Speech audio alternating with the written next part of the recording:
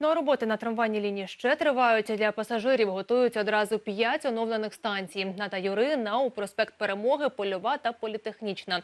Там відремонтували електрику, оновили платформи. Кожна станція буде доступною для маломобільних груп населення.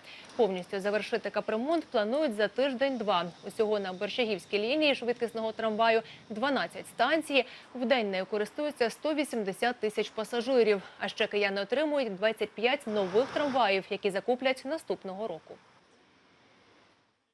Ми оновлюємо трамваї. Ще раз можу повторити те, що лінія швидкісного трамваю ми залучаємо зараз в Зерцеве. Новий трамвай 5-го покоління з кондиціонуванням, 100% низька підлога, відеоспостереження, тобто Wi-Fi, всі речі, які відповідають найсучаснішому транспорту.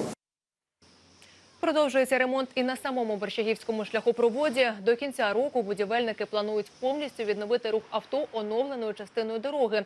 А навесні розпочнуть роботи на протилежній частині. Повністю відкриють оновлений шляхопровід влітку наступного року.